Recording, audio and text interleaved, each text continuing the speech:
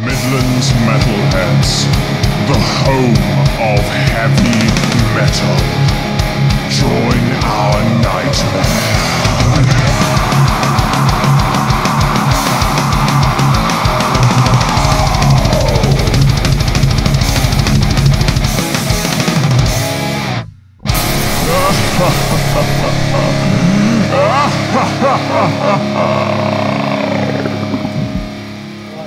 Eddie Mayhem and Aussie Maidenfield, and we're backstage at the Slade rooms with Crowbar. How you guys doing?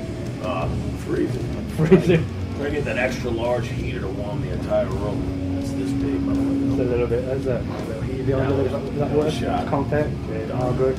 Right, so you're almost at the end of the UK tour. Yeah. How's it gone? Yo, that was a blast. Sweet. Jamming, you know. It was, today's what, 9 in a row. But it should be cool today. Right, awesome. Right, so it's gone up on everywhere that your new album's going to be coming out. May, Symmetry in Black. Can you fill us in any little details, what to expect, or is it all hush hush? It's just Crowbar 25 years later. You know, it's Crowbar.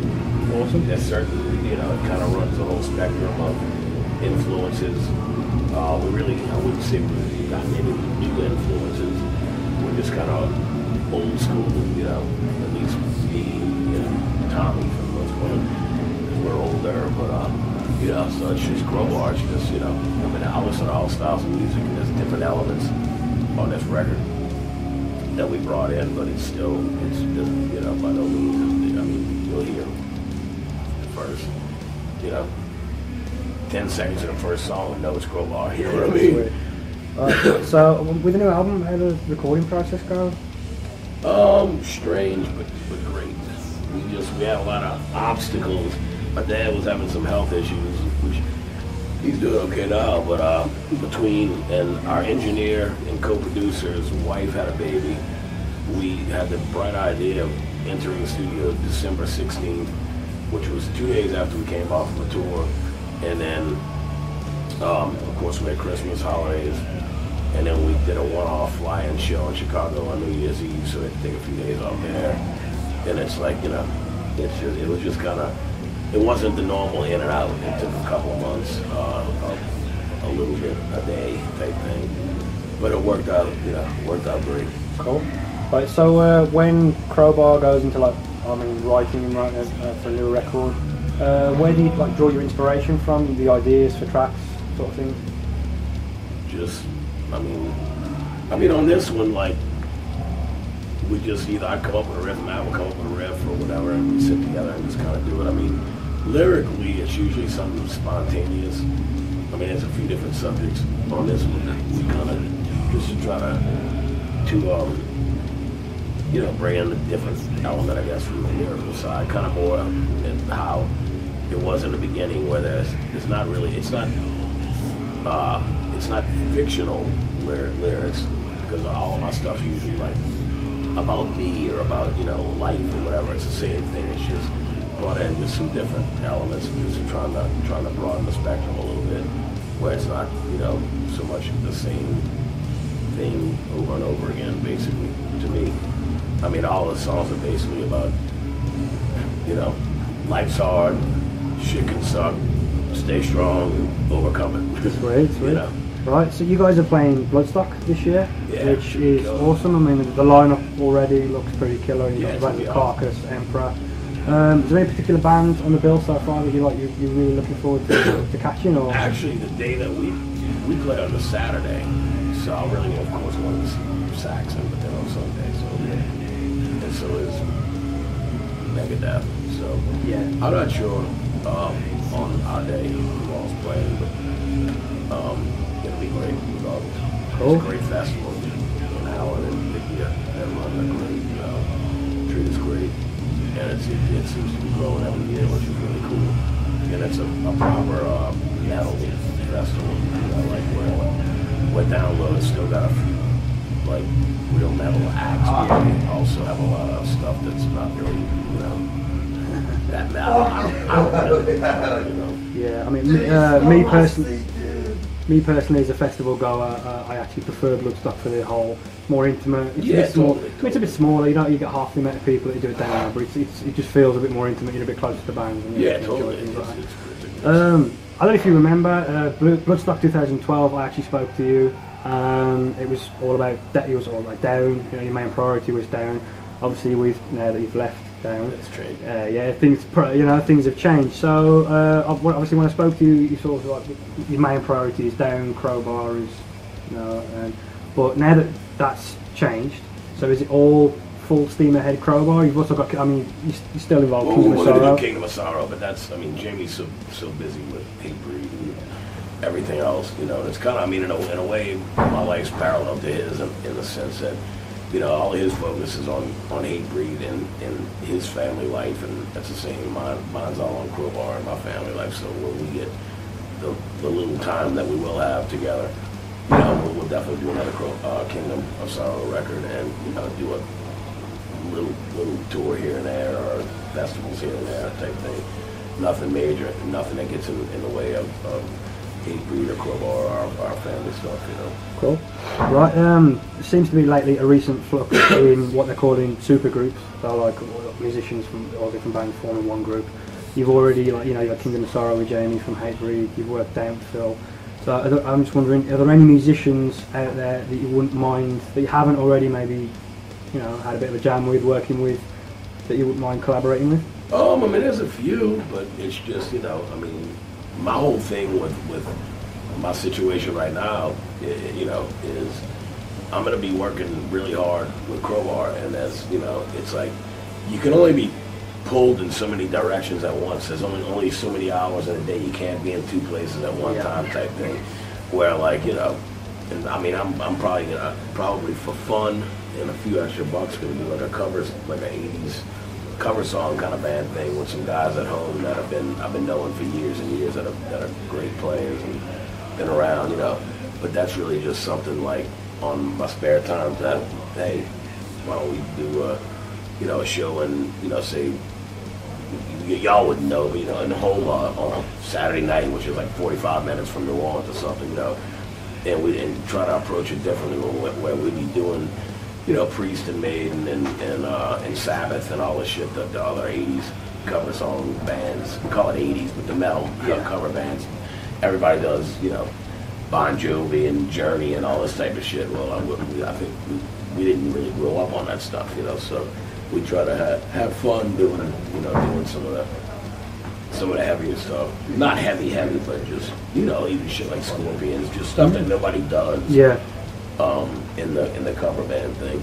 And this guys I've known for, you know, 30 years or whatever, so Cool. it'd be fun. But other than that, and that's just something where that's strictly obviously just, you know, for fun and pick up that couple extra bucks here and there. Sweet. Well, that's all it's about. As long as you're enjoying it, you're having fun. Yeah. What it's supposed to be about, you know. Yeah. Right, as I mentioned, we've got Ozzy Maidenfield here. I'm just wondering if Ozzy Maidenfield, do you have a question for Kurt? Some awesome tattoos there you got there, Kurt. Oh, thank you. Brilliant, because I understand you've got some old school ones there, Killers, Yeah, Iron Killers, Maiden, I got and UFO. Trouble, UFO, and Vitus, Saxon. Oh, that's wicked.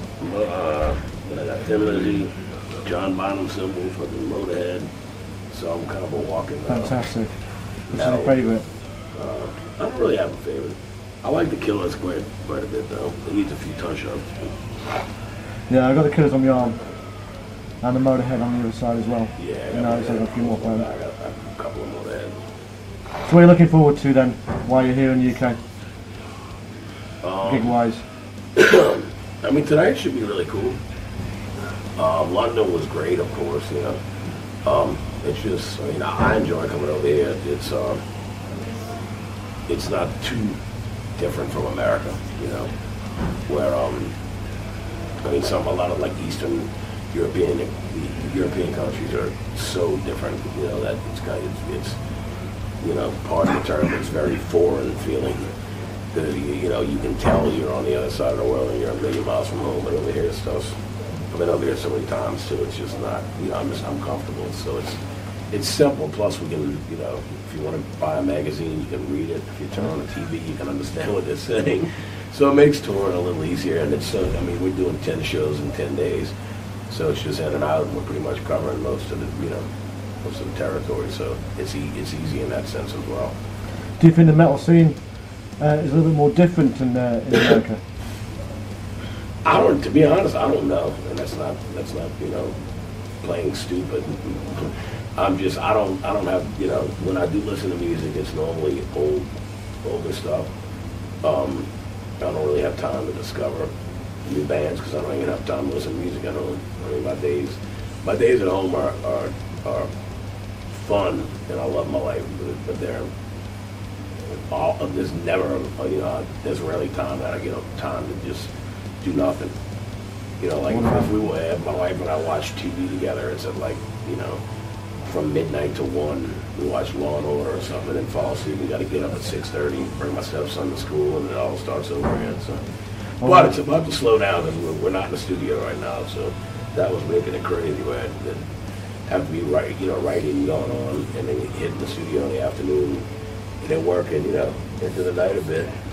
So thank God the record came out as awesome as it did, and thank God that it's done. That'll free up a lot of time too. But now it's about time to start all the press very shortly. So that's almost crazy too, because I can't not do what my responsibilities are at home. And even before, you know, even a couple of years ago, I'd be like grocery shopping and doing, you know, fucking interviews with Italy. You know, it's like I can't just sit there and do this all day. I gotta drive. I'd be like, hang on one second, man. Yeah, I'm getting a Diet Coke at the McDonald's, or doing banking or something, you know, to drive up bank window. And it's like blah blah, because they'll get you, you know, 3-4 hours straight of press a day, you know, or more. And it's like one after the other. So I just keep the phone on the charger and take it with me wherever I gotta go. One last question before we finish. Any advice for the budding musicians out there who unsigned metal bands?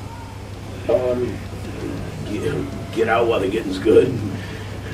I mean, seriously, I don't know. It's one of them things where I just think, you know, the big thing determining nowadays, it's so oversaturated. You know, there's the positives and the negatives to technology, the internet and whatnot, and you know, the oversaturation is not a good thing because it waters down the really good, you know, the amount of really good. There's so many bands out there that they can't all possibly be killer, you know, or even good.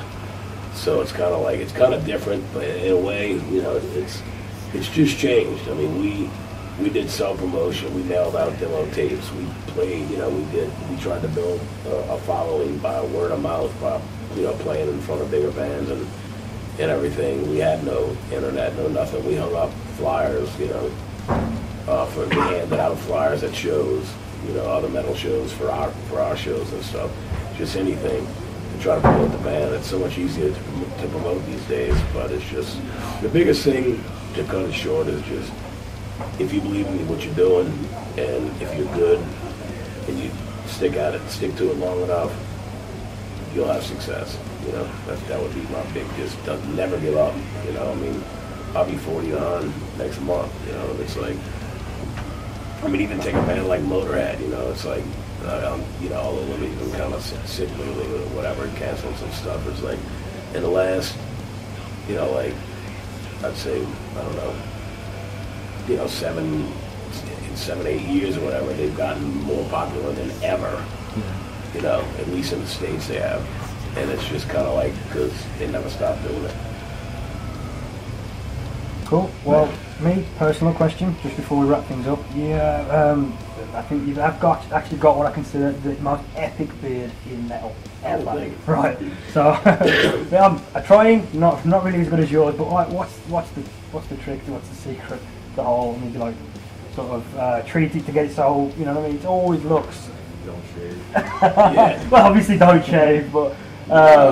Groom it up a little bit, and then see, it's kind of like, I had to do something with it because I was dyeing it forever with the Just for Men, like the beard stuff. So one day, my wife was painting on the stuff for me. She goes, "Can I do something different with it?" I said, "Sure." So my beard is actually this color gray.